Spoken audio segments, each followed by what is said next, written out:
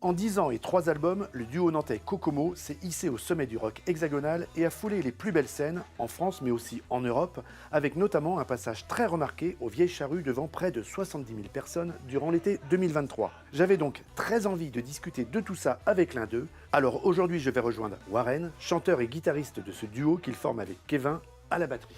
Warren a accepté de passer quelques instants avec moi en deux chaises longues, dans un endroit qui lui est cher et qu'il a choisi.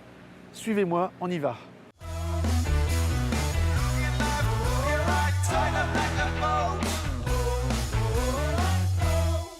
Warren, bonjour. Salut, Nous voilà confortablement installés on the chaise longue. c'est ça, T'es prêt pour la première question? avec plaisir. Eh ben, jingle, c'est parti.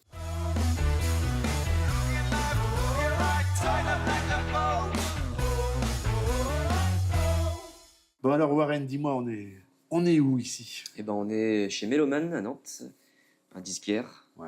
Ouais. T'es un habitué.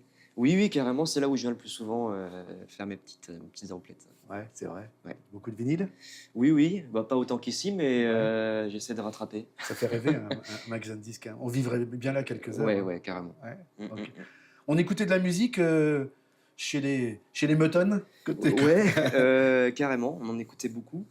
Mes parents n'étaient pas musiciens, mais très mélomanes. Et moi, ce qui m'a toujours fasciné avec le recul maintenant, c'est le grand écart qu'il y avait dans les univers. Ils n'étaient pas scotchés sur un truc qui les avait vraiment excités pendant leur jeunesse. Il y avait vraiment un truc ouais, qui était très ouvert. Et je me rappelle, il y avait du James Brown, il y avait du AC/DC, il y avait du Kraftwerk, il y avait du Elton John.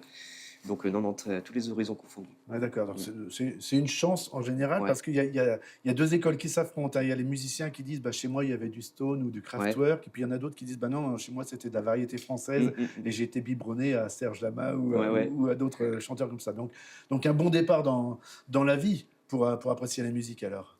Bah oui, oui, et puis après très vite, je me suis beaucoup intéressé à la musique, et puis on parlait de James Brown et tout, et puis ça m'a amené après à découvrir, mais peut-être que là j'avance déjà ta première question. Eh ben, ça tombe bien, c'est une belle transition. On va lancer la question suivante, c'est maintenant, c'est jingle.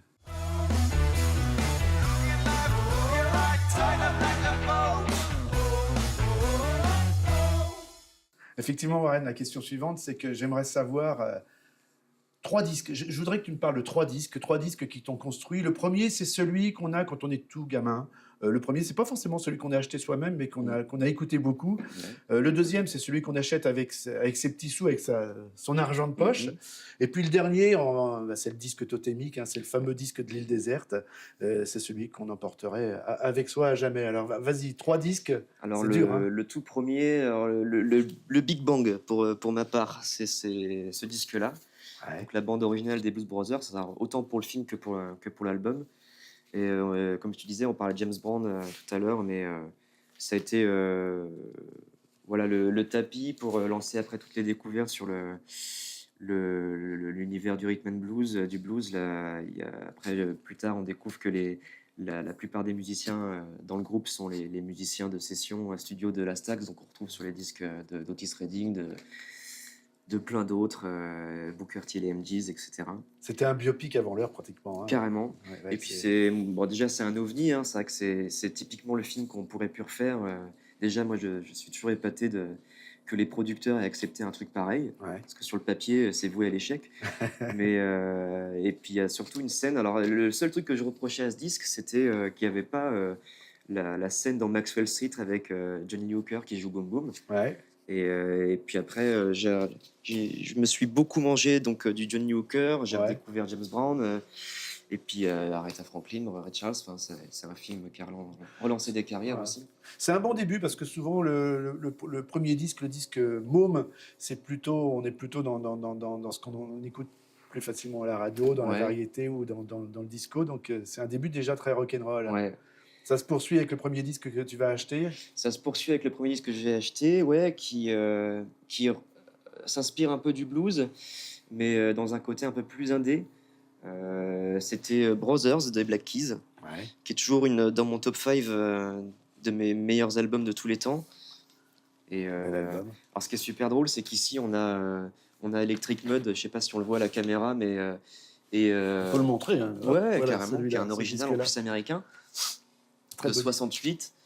Et puis on a aussi, alors, qui est un disque qui fait un peu réponse à celui-là, mais disque de Howlin' Wolf derrière. D'accord. Quand on regarde la pochette, on voit qu'il y a des petites accointances. Ouais, des similitudes, Et, ouais, effectivement. Ouais. donc non seulement il y a le côté un peu hommage à ces albums qui étaient des albums de blues, mais demandés, c'est un peu des commandes de producteurs, hein, où le psyché était en vogue en Angleterre, et ces artistes de blues qui étaient un petit peu dans la descente lente, on leur dit, bon, voilà, mettez un petit peu de psyché. Alors psyché, ils savaient pas trop ce que ça voulait dire, donc Ouais. ils ont essayé des choses. Ça doit être des albums un peu intéressants, un peu atypiques, et donc cet album est en partie un peu un hommage voilà, à cette période-là du blues un peu psyché. Tu t'es fait les doigts sur ta guitare avec ces morceaux-là?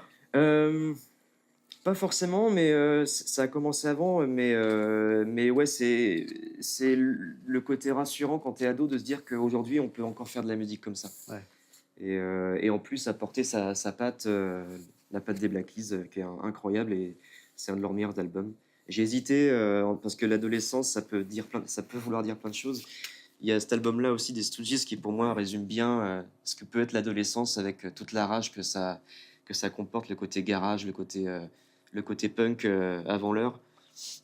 Alors là, Voilà. on est très rock'n'roll. Ouais, Et quand je t'ai demandé de venir avec ton disque totémique, ouais. tu as quand même fait un petit clin d'œil à la pop, Ouais, après, tu vas parler de Sgt Pepper. par exemple. Euh, C'est celui-là, c'est ton disque d'île déserte. C'est ça, ouais. C'est mon disque préféré de tous les temps.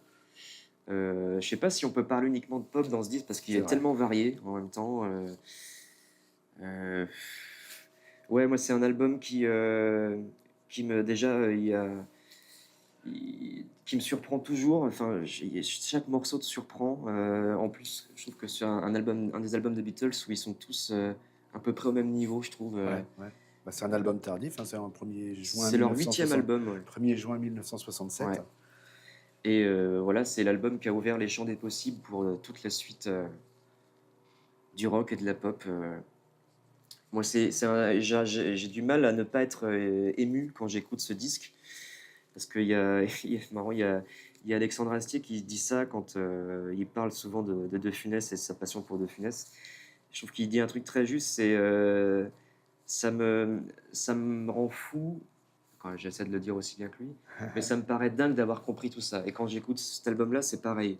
J'arrive pas à me dire comment les mecs ont compris à faire un album sur 4 pistes, aussi dingue, et puis aussi incroyablement construit en termes de composition, d'arrangement, de novation, d'innovation. Voilà, c'est Gros album. gros album. Après, je prends pas beaucoup de risques parce qu'il a quand même été numéro 1 dans les charts pendant 3 Oui, ans. oui, mais tout à fait. Mais c'est certainement un des disques les plus complets de l'histoire Ouais. de la musique. Mais écoute, top. Et puis, justement, ça va nous amener tout droit sur est-ce que ça a influé ce que tu es aujourd'hui? Et tu vas nous dire, c'est la prochaine question, ce que tu fais. Jingle.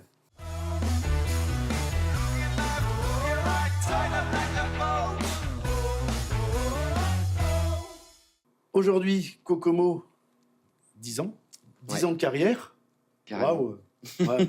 Tu regardes derrière des fois? Pas trop, non. Pas trop. Non, Il s'est non. passé beaucoup de choses. Hein. Ouais, que ça continue d'aller très vite, ça va de plus en plus vite, j'ai l'impression. Ouais. Bon, vous venez de passer une année totalement folle. Ouais, c'est vrai, c'était une année bien dense. On le rappelle, hein, vous avez joué en Europe, dans toute l'Europe pratiquement. Carrément, on a eu la chance de faire une super tournée européenne avec un groupe suédois qui s'appelait Royal Republic. Ils Exactement. nous a accueillis dans leur tourbus, ce qui se fait rarement sur toute la tournée. Ils avaient le même groupe sur toute la tournée. Et on était vraiment en immersion avec eux. Première fois en tourbus en plus. Enfin, c'était un rêve de gosse qui se réalise. J'imagine. Et ils ont été vraiment super chouettes avec nous. Et ça a été vraiment une expérience. On a beaucoup appris du show, la scène. Tout ça, c'est vraiment des bêtes de scène. Ouais, ouais. Donc, voilà. Donc, et puis des dates en France dans les Ouais. plus belles salles, et puis Des très gros festoches aussi. l'apothéose avec des gros festoches, hein, puisque au Vieille Charrue notamment, vous avez joué à la meilleure heure, on peut le dire. Carrément. C'était top pour vous. Ouais.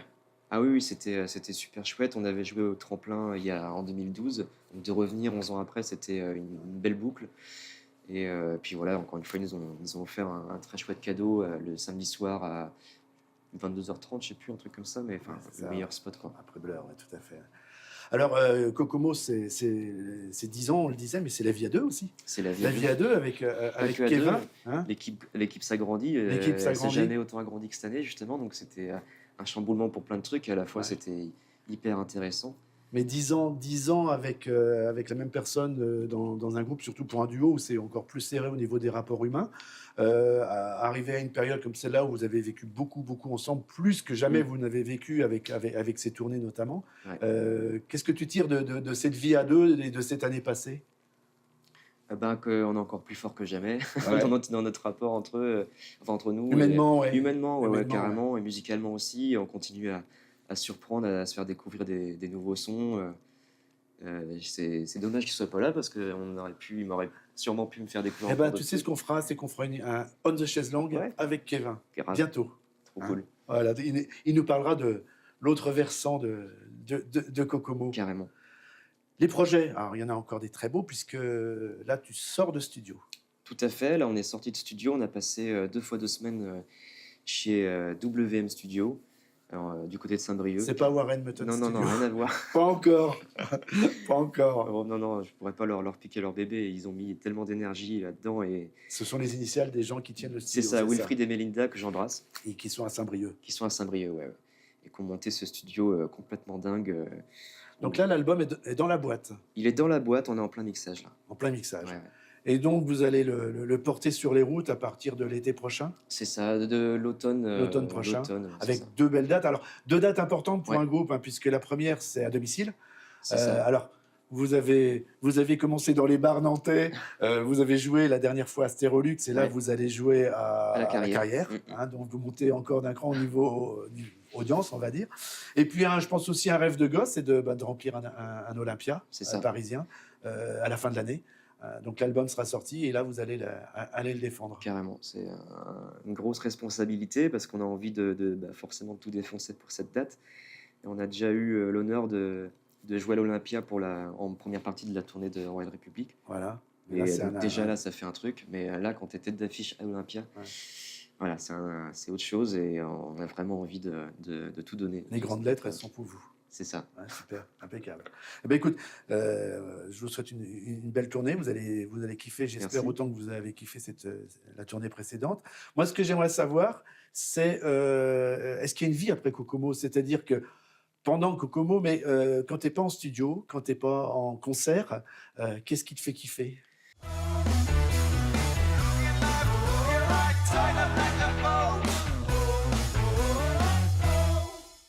Il y a toujours plus ou moins une continuité. Il y a la musique est toujours là, en fait, quelque part. J'ai un problème avec le silence, donc déjà les disques tournent tout le temps à la maison. Ouais. Après, j'ai la chance d'être papa, d'avoir une chérie incroyable, donc déjà profiter de ces instants. Qui a créé Qui a créé la pochette, pochette de exactement, toutes l'album, les ouais, tout à pochettes fait, d'ailleurs, comme toutes les pochettes. et la prochaine qui arrive aussi. D'accord. Et donc, non, déjà, comme on a une vie où on est tout le temps en vadrouille, déjà, essayer de retrouver un rapport avec nos proches et Ouais. les amis, c'est déjà pas mal si on arrive à faire ça quand on revient. Bon, super, impeccable. Alors, on parlait de live. Quand je t'ai demandé de choisir quel titre tu voulais que l'on regarde, tu n'as pas choisi un clip, mais tu as choisi une session live, Ouais. justement. Alors, Astérolux, on en parlait À tout à l'heure. domicile, Et c'est le titre qui porte le nom de le l'album, nom de l'album. titre éponyme, On en écoute un extrait? carrément. C'est parti.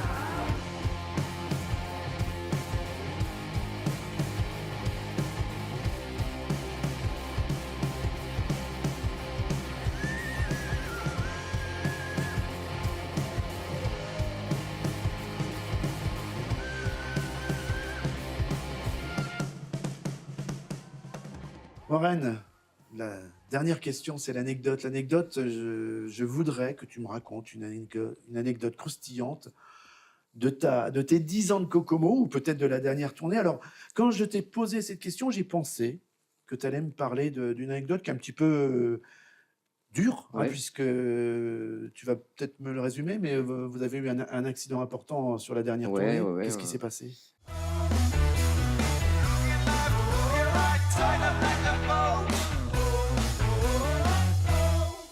Bah, ce qui s'est passé, c'est qu'on prenait la route avec, pour la première fois là, un tourbus pour nous, Ouais, uniquement pour nous, parce qu'on parlait de Royal République, on était invités, mais là c'était, la première fois qu'on savourait vraiment ce rêve et ce rêve a duré, 6 heures parce qu'on s'est couché et au réveil, il y a eu un incendie qui s'est déclaré pendant qu'on roulait et qu'on dormait.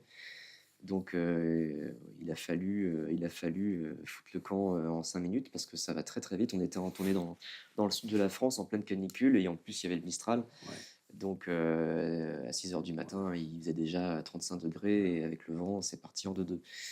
Donc bah, c'est horrible, mais c'est vrai que tu te dis plein de choses dans ces moments-là. Déjà, tu penses au fait que tu es sorti oui, et que voilà, tu laisses un petit peu tout, aussi sur la voilà. route, Il y a un petit bout de l'histoire de Kokomo qui restait là parce qu'il y avait du matériel, il y avait des enregistrements, c'est il y ça, avait tout ouais. ça. Il y a eu quelques concerts d'annulés, hein, Il y a eu voilà, une fin de tournée un petit peu, et c'était une semaine, on devait en faire, beaucoup, voilà, et donc notamment par le chance, ils ont tous répondu, OK pour, pour remettre ça pour repart ça. l'été Alors, d'après. moi, je disais, je pensais que tu allais me raconter cette anecdote, mais tu as choisi une anecdote beaucoup plus riche Ouais, pour le groupe et puis plus joyeuse. ouais, Dis-moi tout. carrément. Et ben, on parle de petits rêves de gosse et de trucs qu'on coche, c'est la rencontre avec Jack White, où on a eu déjà cette année-là, on était comme des fous de pouvoir faire, il y a eu 3 moments de dingue. Il y a eu là, on a fait les premières parties avec, Rival Sons. Ouais. Il y a eu Jack White. Il y en a eu plein d'autres, hein, mais Mm. il y a eu cette tournée avec Royal Republic qui était hyper enrichissante. Et Jack White, vraiment, ouais, ça a été. Je pense qu'on a tous été plus ou moins influencés par Est-ce que ce c'est dieu celui du qui rock. aujourd'hui porte le mieux le rock? C'est un de ceux, ouais, qui C'est porte un le de mieux ceux le qui. rock. Et Ouais. puis, moi, j'ai toujours eu un respect complètement sans filet pour ce mec-là, parce en plus, il est toujours très, très fidèle à ses racines de blues. Il a contribué avec son label à represser des disques qui étaient Ouais. plus repressés depuis très longtemps. Donc, ouais, C'est un c'est activiste. une vraie inspiration. C'est une vraie Ouais. inspiration. Alors, comment c'était la tournée avec Jack White? Vous l'avez croisé, abordé? Ouais, ben, en fait, ce qui était assez surprenant, c'est que tu t'attends sur des machines américaines aussi incroyables à ce que ce soit très superficiel et limite que tu la croises pas du tout, Mm. qu'il y ait une mauvaise ambiance parce que tout le monde est stressé dans l'équipe et que toi, t'es un petit peu pas lâché comme ça Ouais. dans la gueule du loup, mais presque parce que ben, tu as genre 25 minutes pour faire tes balances et 25 minutes de set. Mm. Tout ça, tu le sais en avance. Mais alors déjà, ça commence avec le régisseur qui reçoit un courrier de la production de Jack White. Et c'est un courrier qui fait 3 pages. Et ça commence, les 3 premières lignes, c'est nous nous efforçons de laisser le meilleur des souvenirs aux premières parties, machin. Donc quand ça Beau. commence comme ça, Ouais. tu te Beau dis, bon, jeu. bah, Ouais. ça va être plutôt cool. Ouais. Et toute la prod a été mais, aux petits oignons avec nous, hyper sympa. Le manager est venu dans nos loges pour demander si on voulait boire un coup. Ils avaient un bar dans les loges de Jack White, tout ça, vraiment Ouais, hyper cool. classe. Et après, ils organisent un petit échange de 10 minutes avec une photo en Super. souvenir avec lui. Ouais, top. Et donc, t'as l'impression c'était hyper drôle parce que nous, on attendait à côté de ces loges. Et puis Jack White se poudre la tronche de blanc en fait pour choper la lumière. Et comme Ouais. son concert est tout en monochrome, et puis il a un côté très, très pas gothique, mais à la limite, et, il y a Un un peu côté Ghost. un Ouais. peu Edouard Ouais. Malingean, quoi. Tu as vraiment Ouais. l'impression de croiser Edouard C'est ça. Ouais. Malingean. Ouais. Alors déjà, il est super impressionnant parce qu'il fait presque 2 mètres, je crois. Ouais. C'est une marmule, et puis il a un côté pas autiste, mais très, très, ouais, ouais, très à tout observer. Il a un regard impressionnant, et puis il a regardé notre concert Bien les, regardé. les 2 fois. Ouais. On a joué 4 morceaux à chaque fois. La première fois, il a regardé les 2 premiers. La deuxième fois, il a regardé les 2 derniers. Donc, Cool. et puis, comme ça, vraiment à regarder, pas juste pour laisser Ouais. l'image cool. C'est la prod qui me demande d'être là pour donner une image cool. Non, non, il l'a Ouais. fait vraiment par plaisir. Beau souvenir. Ouais, ouais, très, très beau souvenir. Eh ben, j'espère que tu en auras plein d'autres avec Ah ouais, les projets à venir. Je vous souhaite une belle sortie d'album à tous les deux. merci. J'ai promis, donc on appellera Kevin et il viendra nous voir dans une prochaine émission de On the Shelf Long. Ok? Cool. Merci Super. Warren. Merci à vous. Merci à vous tous de nous avoir suivis. Et puis, je vous donne rendez-vous, pas tout de suite avec Kevin, mais bientôt, pour un prochain épisode de On the Shedong. Au revoir.